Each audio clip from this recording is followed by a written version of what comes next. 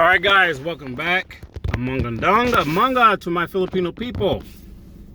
Okay, so I'm going to bring this up. I want to talk about this. And I see this time and time again by so many people.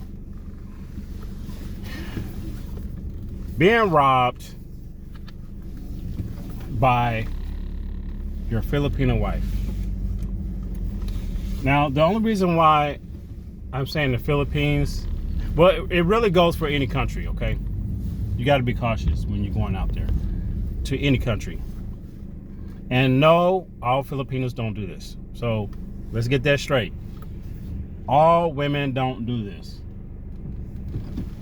Now, I'm bringing this up because I don't know if you've seen the video where I talked about my friend. I was saying something about my friend thought he could live like a king in another country, and then he found out. Well, I'm still in contact with this guy. So he told me something today that was very, very disturbing.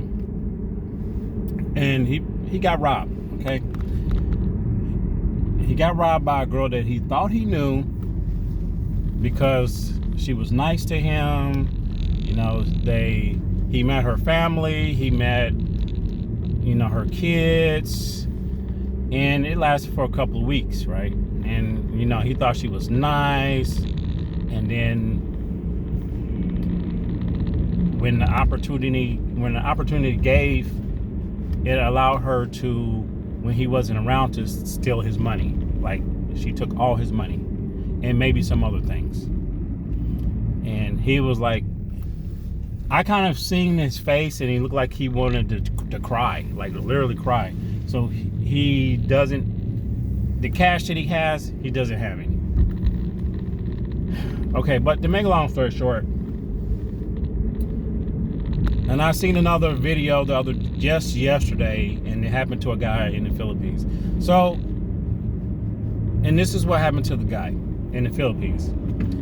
He met a girl, and he felt really attracted to her, that he felt like he was in love with the girl. Okay. I don't know how long he known her. It was probably a couple of months or something. And then 2 months later, he went back to the Philippines. Some of you guys probably seen this story. He went back to the Philippines and they got married. I gotta stop saying So they got married. Then she started asking him for money. Like, I need money for this. I need money for the house. I need money to put flooring down.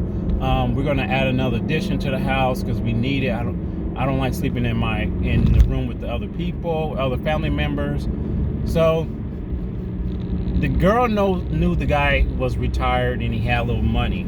So she really like jumped the gun and was having things done to the house prior to him confirming that, okay, he's going to pay for it. So she got a bunch of center blocks bought in, and then he had to pay for it, pay for the drivers to bring it. He pretty much built the house, completed the house, and she still asked for money. He didn't want her, and at one point he didn't want her drinking anymore. She kind of got upset about that, and she would have a fit with the guy. And at one point, when he kind of felt like he was being taken advantage of and he didn't want to give any more money, she really got an attitude with him. Like, you know, like she didn't care about him anymore. So she was like, well, then you can go ahead and leave and go on about your business. You can just leave the house. And he was actually staying with her and the family. So he left. And he was heartbroken. So the moral to the story is, when you go meet a woman, use your brain, and don't be so quick to just like fall in love with a girl, which we've all done that. And getting taken advantage of. People do that on both sides, the women and the men. Okay, it happens both ways. You have to be cautious, okay? Because you can be out of a lot of money. You can be out of some property that you think is yours and is not yours. You done completed a whole subdivision or a house for a Filipino or any foreigner from anywhere, Dominican Republic, Thailand, like any place. It could be anywhere. It could be in the United States. And you do these things, and then later the whole thing flipped. Okay, when the money's not there, it's like no money, no honey. Okay, so some guys, this is what I see happens in the Philippines a lot. This is what shocked me in the Philippines when I first went. I seen a lot of older men with very young women. And some of the girls looked like they were teenagers. Like, I could not believe it. Because here in the United States, that's not accepted. Like, it's like you don't see no guy that's in his 60s with a girl that's 18 and 17. You just don't see that.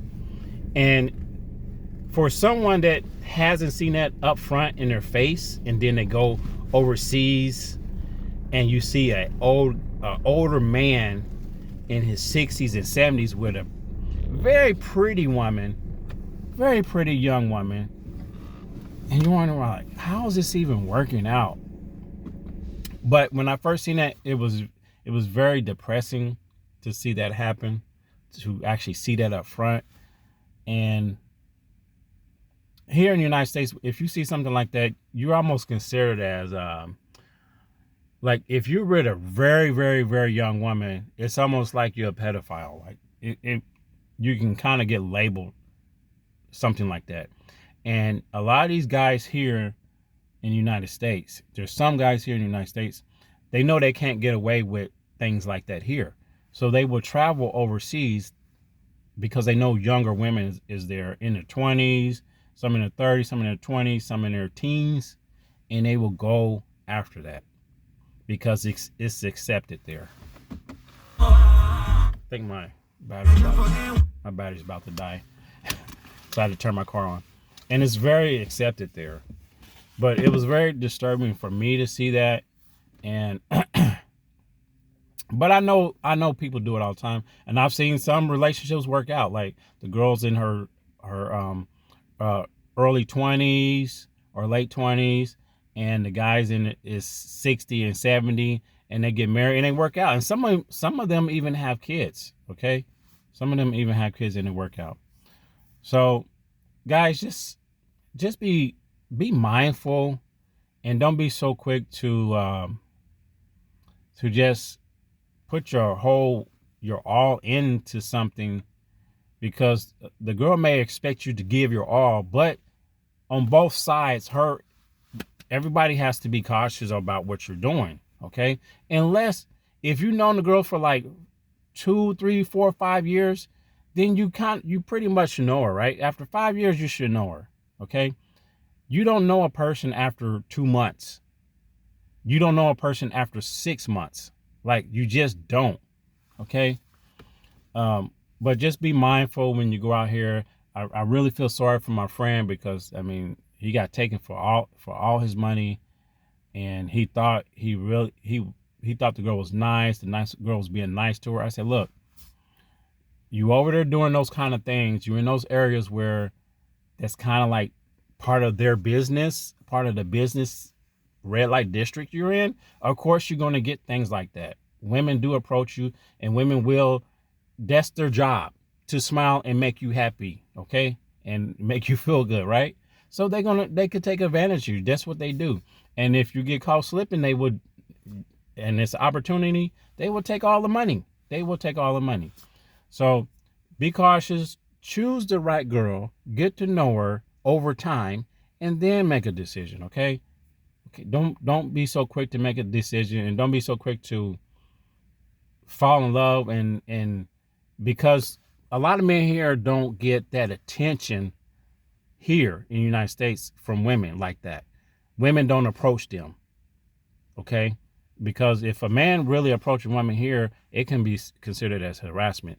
But when you go overseas, there's women are more open to talk to you and be friendly with you, and you can even go and flirt with a woman and they're more open to speak to you. Here, it's like more men are shying back and like, no, I'm not going to talk to her because I could get in trouble or I could lose my job or something like that, okay?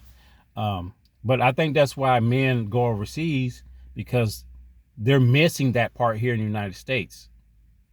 And it feels good to get that attention from other women, because that's what men want. They just want that. But I have to go, guys. Tell me what you think. Leave a comment. I'll see you in the next one. And mahal kita to my Filipino people. See you in the next one. Take care. Peace.